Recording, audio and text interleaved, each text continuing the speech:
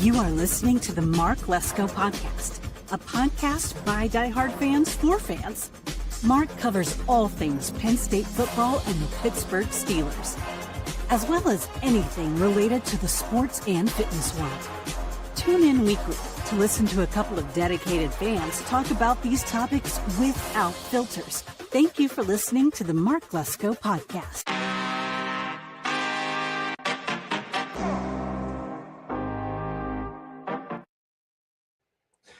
What's up, Yinzer Nation? Welcome to the Mark Lesko Podcast. I am your host, Jay Rod, and this is something I'm just going to try. It's going to be called Black and Gold Mondays, where I'll be doing a lot of topical stuff for all Pittsburgh sports. I was doing Centrals, like each show at a time, so I decided lump them all together and do one big show, and I'll do it live.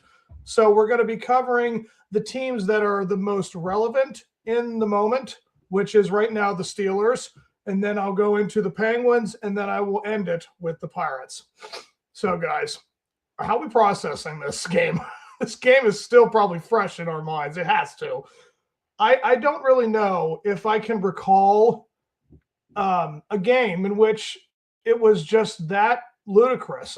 It felt like something that we have seen in like an AFC North or a just wild card or division round kind of game. Like it had all the makings of just great television and great entertainment, as well as the sports. I mean, everything was right. And of course, I didn't even get a chance to mention yesterday about the Jalen Warren or the Kenneth Gainwell insane catch. Oh my goodness. I seeing that over and over again will forever be in my head. That might be one of the coolest replays you'll ever see as a Steeler fan. Seeing him on that ground and it basically hitting him right there and him kind of cradle and then running. Oh my gosh, guys. Absolutely amazing. It's a legendary thing. It's going to make him famous for quite some time. And of course, that's really what it all comes from, guys. Seeing a moment like that kind of gets you to that jumping off point into the playoffs. You think, where is that moment that you look back on a season and you say that was what started the run? That could be really the play that tells us we're going to be a playoff team. I mean, if we really look here at the standings, you have the Broncos and the Patriots securing their spots in the playoffs. We have the Jaguars right now in the third spot. We have the Steelers in the fourth spot, and the Chargers, Bills, and Texans are all kind of making up the rest of the wild card teams. So if the playoffs were to start tomorrow, that would mean that the Patriots would take on the Texans. That'd be a great game. And then the Bills would take on the Jaguars, and we would host the Chargers.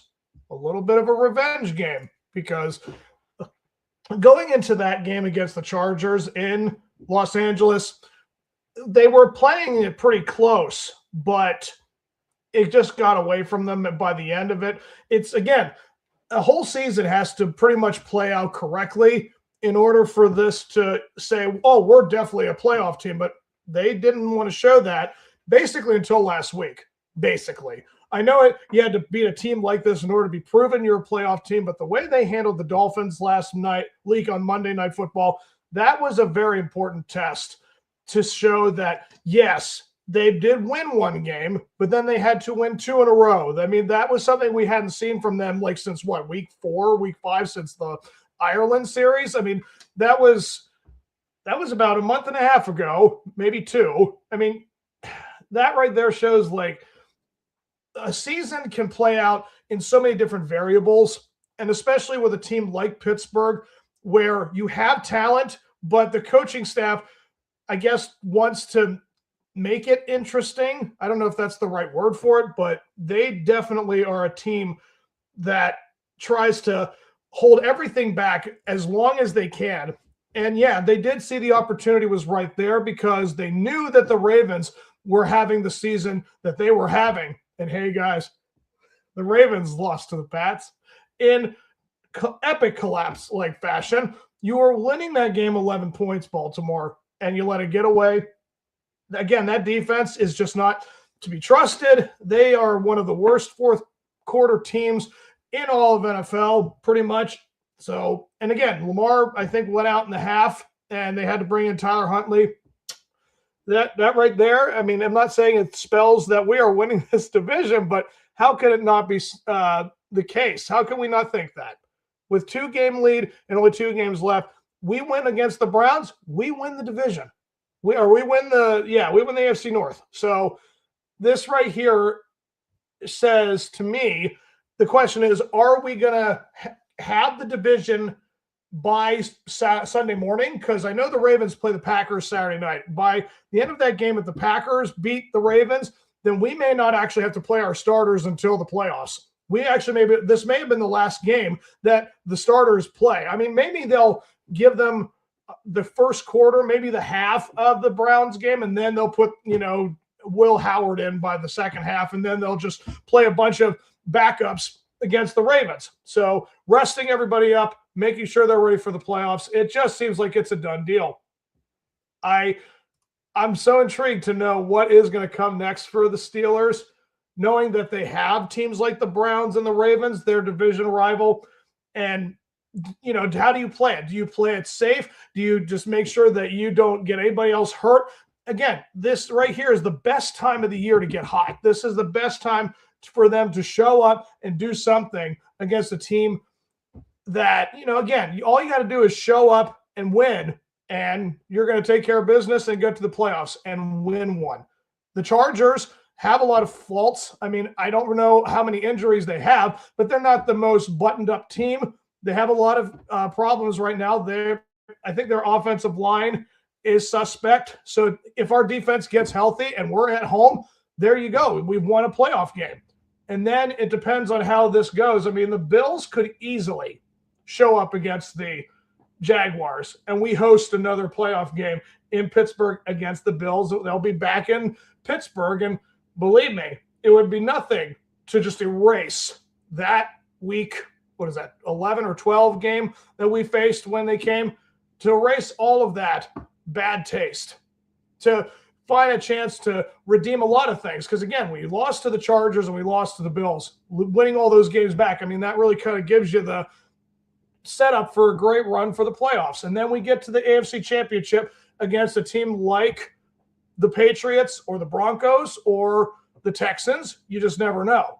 That right there would say a lot about the determination of these players on this team. Like, these guys understand the assignment. There is a lot of talent on the Steelers team. There's no way that you can, have the issues that you have with injuries and not be able to find a way to win. That's what good teams do. That's what winning teams do. They find a way to overcome all the adversity and all of the injuries and all of their problems. And this is what we're looking at right now, guys. I mean, looking at further into this playoff picture, if you have the Colts maybe somehow sneak in, I mean, they would replace the Texans, but they would have to win out the rest of the season. And the Texans would have to lose out. But I would rather face a team like the Colts that we beat, but it would be nice to kind of get a chance to beat a team that has a lot of talent. I mean, that Texans defense, that's probably one of the more scarier things about the AFC right now. The Texans defense, if they had the Buffalo Bill, hold on, I want to say this one. If they had the Jacksonville Jaguars as offense, I mean, my goodness, that would be an unstoppable team.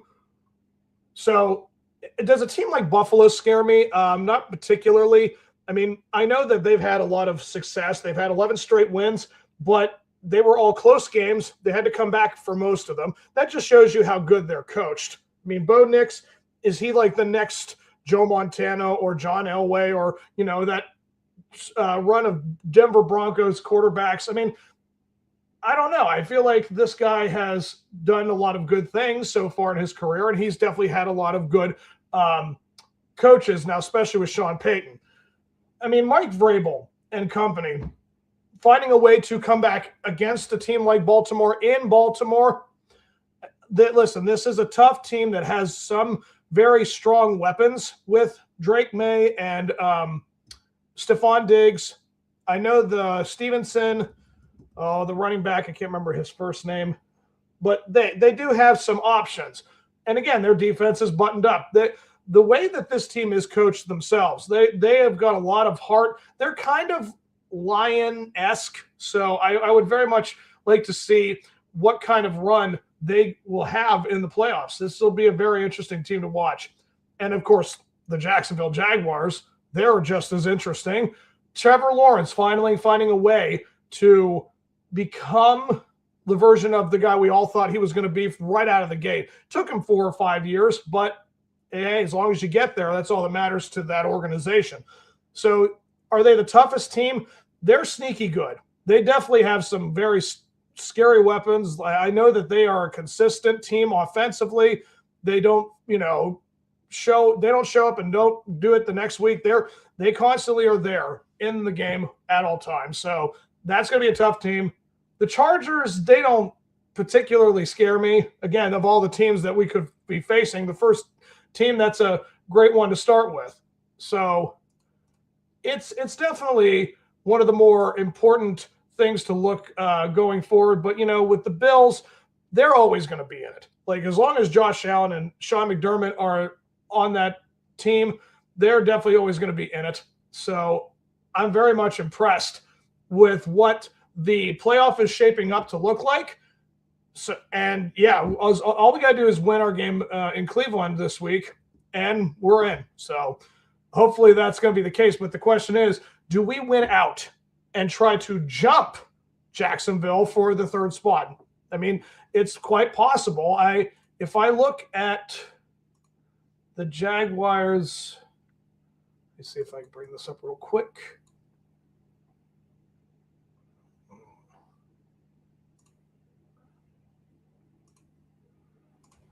Jacksonville.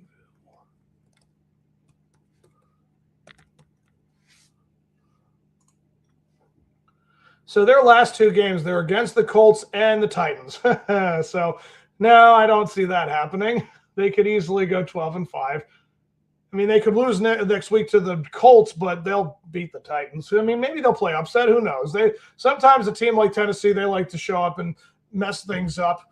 But it seems like it's a done deal. If we win out, we're going to have the 4th seed, and the rest we'll have a home playoff game. That's really the best thing. We haven't had a home playoff game since 2020. We've always had to go on the road against one of the toughest teams in the league. Either it's Buffalo or Kansas City or, the Baltimore. It's always the first week of the nasty schedule, and we always lose because, again, we're just not built that way. But this year is different. This year is different because of Aaron Rodgers. Aaron Rodgers is, without a doubt, one of the greatest free agent quarterbacks we probably will ever have. This is the guy. He will be in the Hall of Fame for sure. He is a first ballot guy. He has one of the greatest histories that any quarterback has had. He has numbers. He has the accolades. Now it's can we get him another championship? Or is he just going to get us another championship? I mean, it seems like that will go hand in hand. In the end, guys, we're talking about potentially going on a run because there's going to be guys getting back and getting healthy. And I'm pretty excited to see what goes next. So tomorrow night, I will be recording my previews for this week's games. So they'll be uploaded sometime this week for the holiday season. Merry Christmas, guys, for those who are, showing up. But bottom line is this. They have to get healthy. That's the priority. See if TJ Watt can be by the playoffs, maybe. I mean, it's definitely an interesting situation. But in the other news that's going on is this whole incident with DK Metcalf with that fan in Detroit. I don't know what to make of that. It's a bad look no matter if it was like he didn't make contact with the guy or he was, getting in his face because the guy insulted him.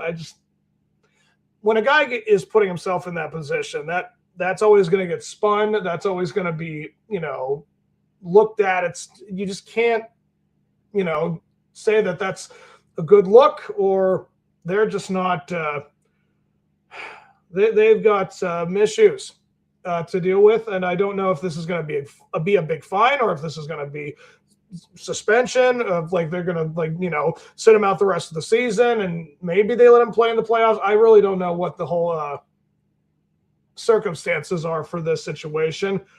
But I mean, I read a report that there was someone in the stands that got a video of it, and from the angle that they show with it, it looks like he makes contact, and then someone else's like angle shows that he kind of just like threw the arm up, to let go of the guy, or it just either way. There's no justifying the fact that he had went over there in the first place, but this is what you have to deal with when you are in this professional light and you're in the spotlight and everyone's on, the cameras are on you. You can't be doing that. I mean, it's unfortunate, but this is really something that the league will be dealing with as fans.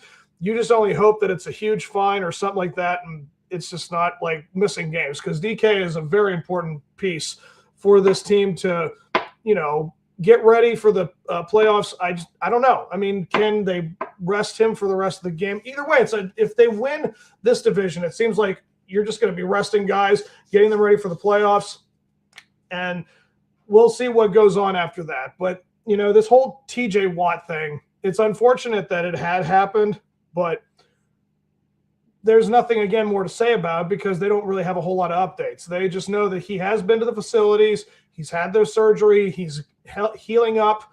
I just only hope that this does not, make them, lose any type of respect, or there's going to be some bad blood going forward. I just hope that this can be handled the best way it possibly can, guys. Because, again, he's been a name with us for the last 7 to 8 years.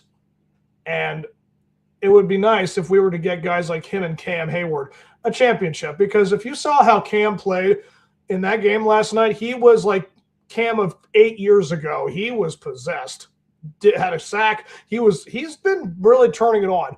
He's really starting to get the juice. Like, he's been kind of holding back to get to the end of the season so they can make that push. And that's fantastic. If we can see that version of Cam in the playoffs and get everybody back healthy, this is going to be a fun playoff run. We have a shot to do something. I mean, can we get all the way to the Super Bowl? Who knows? You're hoping. That's really what this is going to be. I mean, I think that we are finally going to end the playoff curse. This just feels inevitable that we can win a game in the postseason with this team and the talent that they've got. So this is what you're looking forward to, guys. And I'm going to end this with the Steelers, and we're going to move on to the Penguins. The Pittsburgh Penguins. I should have known. If you're a Penguins fan, you should know. You shouldn't have gotten your hopes up. You shouldn't have done it, but we did. I just knew that when I saw the good record. I mean, was it in the back of my head that it's like, yeah, this could be a collapse? But, you had the great moment last night. Sidney Crosby passed Mario Lemieux for the Penguins' all-time scoring leader. How cool. I mean, this guy is a legend. He is an icon. He is one of the greatest figures in Pittsburgh history, guys, and we are just basking in this. So I'm very happy for the guy. I know that last night was a huge moment because they finally won a shootout game. I mean, I couldn't believe it. I could not believe I saw that the Penguins, I saw SO on my final on my phone, and I saw Pitt was in front of the other team, meant they won. And I was like, wait, that makes no sense. I thought if it's a shootout, we lose. I thought that was how it worked. I thought that was built into the team's contract. They don't win shootouts because I think the last time they won a shootout was last year or sometime. Yeah, this is it's a great moment for the team, for the history of the city, knowing that Sidney Crosby has been our dude for the past 20 years, and for him to finally achieve something of this great. Guys, Mario Lemieux is like in the top 10, top 5 guys in all of NHL history. This dude, it's not just the fact that he was one of the greatest Penguins. Dude was one of the greatest hockey players, period. And Sidney passed him on our scoring. He's the all-time scorer in Pittsburgh. So there you have that. I mean, that's so awesome. But, if you look at these standings here, see, bring this up real quick. Now, it is all doom and gloom for the most part. But if you look down here at the Hurricanes, they are leading this division, the Metropolitan Division, 47 points. And then you see this huge clump. There's 1, 2, 3, 4, 5, 6 teams. They're all separated by 4 points. Everybody is looking like garbage right now. The Rangers are 4-4-2. The Devils are 4-6. The Flyers are 3-3-4. I mean, the Islanders are the only team that have a winning record. Really. I mean, everyone else is 500 or worse.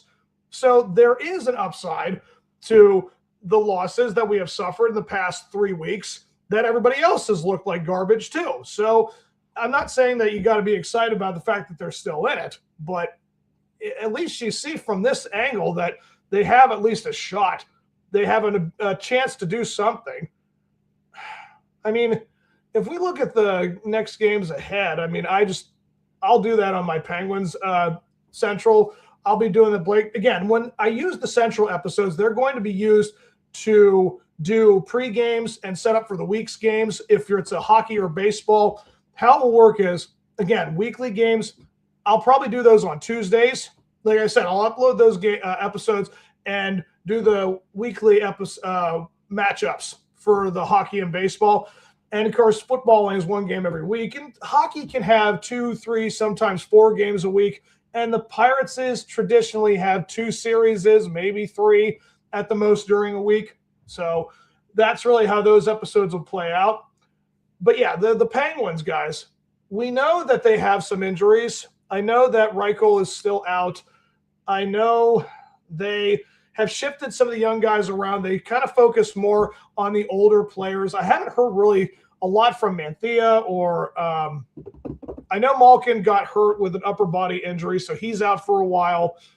I don't know. I mean, they say he's week to week. I don't know what the severity of his status is, but they're definitely banged up a little bit here and there, and they're just trying to find ways to win and stay in it. Guys, they're one of the older teams in hockey. So the fact that this team has done anything relevant is going to be impressive, because when you deal with that much inconsistencies with you showed up, this week and then next week, you completely fall apart. It's a long season. The hockey, it's like there's 82 games in a season. So, yeah, we're more than halfway through. I believe let me see what the records are again. Let's see, we're 15, 26, 35. So, I mean, we're almost halfway through this season. I mean, we're not done. You can't really say that they're completely out of it. It's still like 3-4 months left of hockey. We're just a little bit ahead of the All-Star break soon. I mean, we're getting close.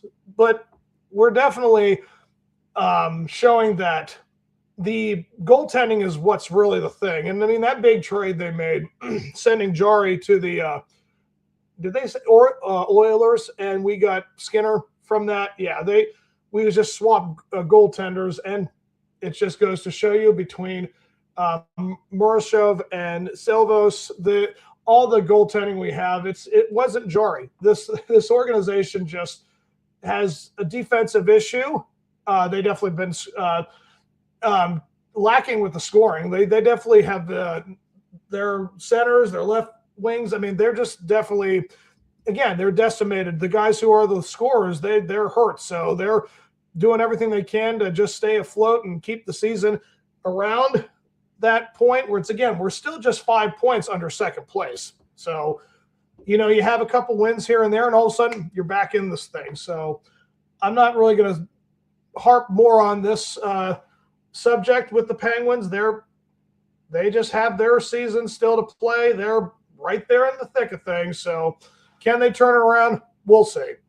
But guys, we're now going to go into the Pittsburgh Pirates, and believe you me, if you are a Pirate fan, guys, that was amazing. That right there was exactly what we have been waiting for quite some time. I mean, if you take a look at this, see here, I'll bring this up.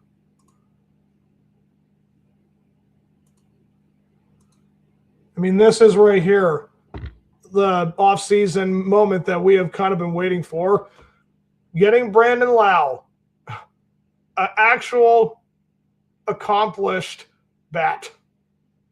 A not defensive player. I've heard that he has some bad defensive numbers, but his bat is what makes him a great pickup. And then they got that kid, Jake Mangum, the rookie, the 29-year-old rookie, guy who's just 9 years younger than I am, make his debut last year. And I think they said he hit 290, something like that. Again, we're not expecting the dude to have huge home run numbers, but he makes solid at bats. Like he has some. I think I heard or read the report that he has some of the most infield singles of any player in the majors. Like he's just that lucky, or he's just has a skill and he just kind of knows how to swing bunt. And yeah, if that's how you get on base, that makes it all the more difficult for the opposing team. I'm all for it because we need to have runs on that base path at all times. I mean, we just need to score more, guys. You think about last year, if the Pirates had 2 more runs every single game, we would probably have been 30 games over 500. I mean, I'm not exaggerating. I think that is exactly what it would have been. So you're talking about just adding another run or 2 to the game, and you know that pitching staff will do some spectacular things. Now, again, this left-handed reliever, Mason Montgomery, I know he just turned, he's 25, going to be 26. The numbers don't look as impressive on paper, but the fact that this dude has, what did they say? It was like Paul Skeens or Bubba Chandler's speed. He can throw 101 miles an hour, and he has one of the nastiest sliders in a bullpen. They said they were trying to get him to be a starter when he went into the league, but then they transitioned him. The Rays transitioned him to the bullpen, and he's a lefty. We need a lot of lefties. We picked up the Soto. He's a lefty, and then we got this other guy who's a lefty. We need a lot of lefties. As I said, the organization doing this, Ben Sherrington, thank you for surprising me. Never thought you would do it, my man. I mean, it's like you finally walked over to the other side of the school dance and you finally asked that girl out. I didn't think you'd ever have it in you to muster up the courage to do it, but here we are, guys. They're on the floor and they're dancing finally. It's nice to see. It is absolutely. And again, as long as you can show you can do it, and now that's the thing about these things. When it comes to the schooling metaphors or analysis, or analogy, sorry, I was trying to find the right word. The analogy of getting the, once you get a good grade, you expect nothing less. I mean, now that I've seen that you go out and do this, I don't expect you to take another 10, 12 years to make this move happen again. Now, do I expect them to do more things? Probably not, but they need to. They probably need to, in reality, to stay competitive with the National League, with the Phillies and the Dodgers and the Mets and whoever wants to chime in this year. They are going to have to do this at least 2 more times before spring training. Can they do that? I mean, I don't know. I mean, the A's just acquired Jeff McNeil, for crying out loud. I'd like to think that we could go out and get a Jeff McNeil. I think Eugenio Suarez is a guy that's out there. I know they were talking about Alex Bregman. It's like Paul Lees. That dude wants like 5 years, 180, $200 million. I mean, he wants so much. So that's not an option. I mean, Eugenio Suarez probably is more realistic because the dude is about 34, 35. I know he's somewhere around there, getting older. He's perfect for the Pirates because, again, there's a lot of it's a high risk, low reward, or medium reward. I don't know. It's just the guy has had so much success and then not, and he's kind of falling off. So could he do it again for us? It's possible. I mean, as long as he gets a starting job, maybe he will give us whatever he has left. So you're looking at the 2026 season to do something. And now that they have shown they can get it, I expect this team to have at least 5 or 6 more wins than they had last year. I think it was 71 and 91. Guys, if you can get me 77, 78, I don't know. I mean, it's definitely that thing where I know that the 2027 season is going to be lost to the shutdown. They're going to try to get the salary cap in place. They're going to try and implement it into the MLB. This right here is it's a big step for the MLB to finally join the rest of the sports world and get a salary cap in your system because they need it. Everybody needs to have a chance to get to the championship, not just the rich teams where they have all the people showing up. These other teams need an opportunity to do something. Now, does that mean we're going to keep Paul Skeens after we have the salary cap system in? Probably not. But it's definitely going to give us an opportunity to get guys like Paul Skeens all the time because we'll have the money and we'll have the salary cap and the floor system put into our game. And they're finally going to be able to be competitive financially. So I guess wrapping this all up, guys, the Steelers, they're going to be a playoff team. They are. The Penguins, they're trying to keep it right there in the middle, and maybe they'll make a push. Maybe something will happen. Maybe they'll pick up a guy or two. Who knows what? The NHL season can change so much. Again, with hockey, all it takes is less than a second to score a goal. So it could change just that quick. And the Pirates, after all these years of staying on the wall at the dance, you finally asked the girl to the floor, and now you're dancing. Now, does that mean that this is going to go somewhere? It would be nice to see, but unfortunately, we have to wait with our own eyes to see what's happening for the Pirates. There's still this whole off season, guys. We got 6 weeks. We got almost 2 months away from spring training. We've got so much to look forward to. I'm getting excited. So I'm wrapping it up, guys. I hope you've enjoyed this episode, and I want you to like and subscribe to Mark Lesko Podcast. Dude's at 1.3 thousand members. Keeps on growing. I'm happy to be a part of the team. He loves the Penn State Nittany Lions. He likes everything Penn State, and he asked me to do his Steelers stuff. So I'm here for you guys. Hope you enjoyed the episode, and I'll see you again next time. And until then, enjoy Black and Gold.